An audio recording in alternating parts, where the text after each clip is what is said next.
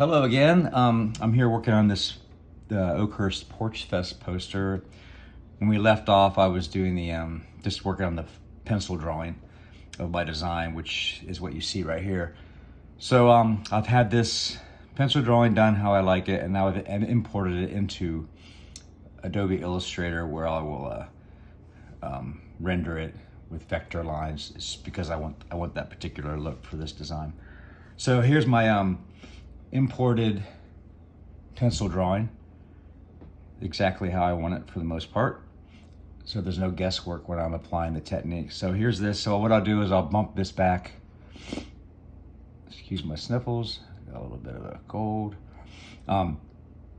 So yeah, I'll push this back in opacity. And then what I did was, as you can see with all my layers here, everything's labeled very precisely. Let me lock this layer so I don't mess with it. I basically like to work on a lot of layers for each object that I'm drawing. That way I can easily go back and move it around without affecting the other stuff around it, which I'm sure you know, if you're an Illustrator person, you know that can be a pain in the butt. So here I go. So I'll just kind of slowly bring on well, let's start with the owl. So here's my owl vector line.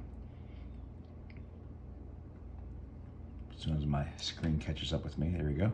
So you can see how it's I wanted a very super clean look, and of course perfect circles are easy in Illustrator, not by freehand.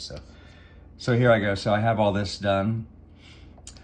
So let me just kind of click on some of the other layers. Here's these sun rays back here. Shrink it up a little bit so you can see it. Rainbow down here.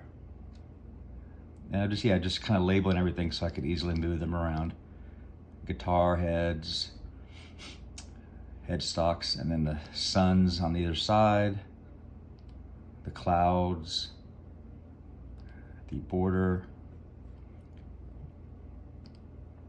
birds, leaves, houses at the bottom, some stars, corner pieces to hold the year, the date of this festival, and all the crazy stuff inside, and my type up here. And the big cloud will be a holding shape for the venue, or the information, date, and all the description of what's going on with it. So, and I'm not sure, yeah, here it is. So that's what will be there, all that type. And then the hands, I added a little fun at the last minute. Since it's a music festival and there's all types of music, so I added a peace sign, smoke coming out of the chimney of this one, then of course a metal sign coming out of this chimney. So that's what I have here, and it's all in layers. And when I bring this into Corel Painter, it will retain all the layers for all the black line. Although at this point I'm pretty confident of my black line, so I can merge all these and kind of, there's no reason to have them separated if you're confident of your layers and of your drawing and your inking. So let me turn off this. So this is how the black line, or the key line I call it, will look in the final. Let me see here. So the next step, I'll export this to Photoshop and then save it as a photo. Well, actually, I'll just save this as a PSD file, export it as a PSD file.